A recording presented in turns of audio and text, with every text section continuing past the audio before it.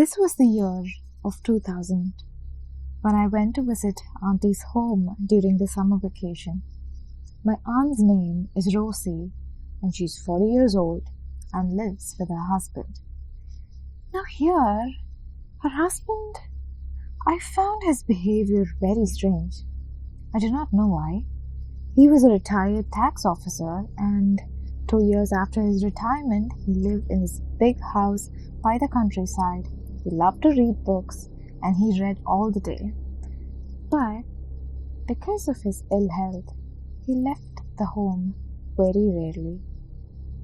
Now the house they lived in was quite big and was surrounded by the forest around it, due to which sometimes wild animals used to come inside the home.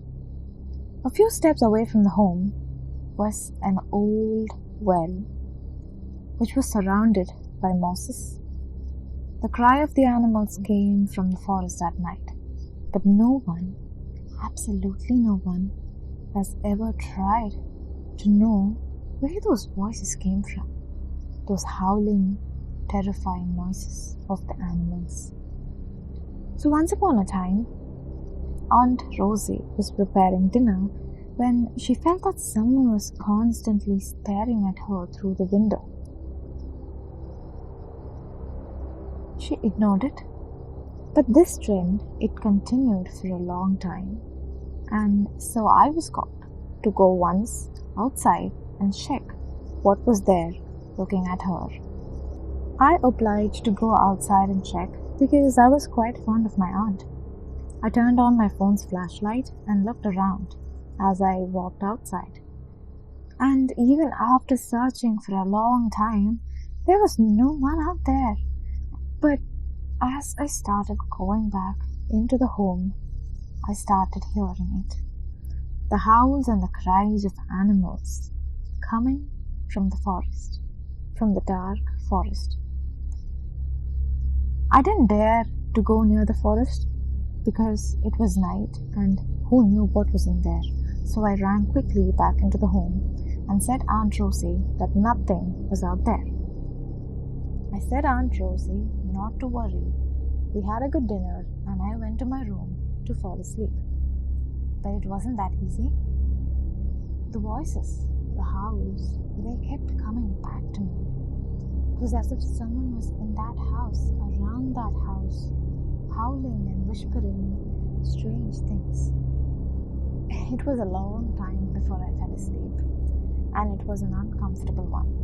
I woke late the next morning and Aunt Rosie gave me a good breakfast. After eating breakfast, I went outside to the forest to see where the voices were coming from. But there was no one there and it was getting late. Being tired, I sat on a stone. That's when I heard the voice of someone approaching me. I immediately stood up and saw that it was a man about 40 years old. He had his body covered with a dirty cloth and he smelled, dear God. I asked him what his name was. He did not reply. And I don't know what prompted me, but I thought he would know something about these voices.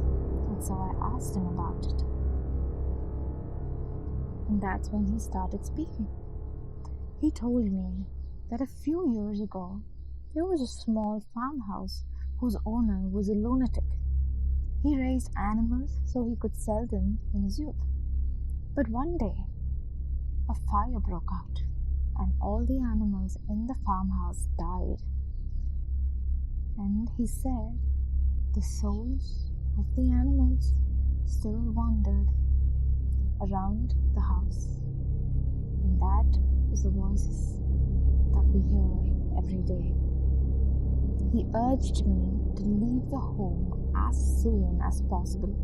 Otherwise, one day, all these animal spirits will kill anyone who resides in that house, like all those who lived before us. As soon as he said this, he ran away.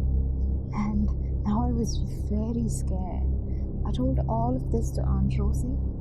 Aunt jokingly avoided my talk and my summer vacation at the home was done. And I came back to the city. Everything went fine until I received a phone call from Aunt Rosie. She said that my uncle had died in the farmhouse and nobody knew why. An unknown animal had killed them with great disgust, and uncle's body was found in the well near his house. Everyone was baffled, but I knew what happened. I knew the story. Suddenly I remembered that old man in his stinking clothes and his wild story. So after that, Aunt Rosie sold the house and came to live with us. This incident is by far the most mysterious occurrence that has ever happened, and I will never forget it.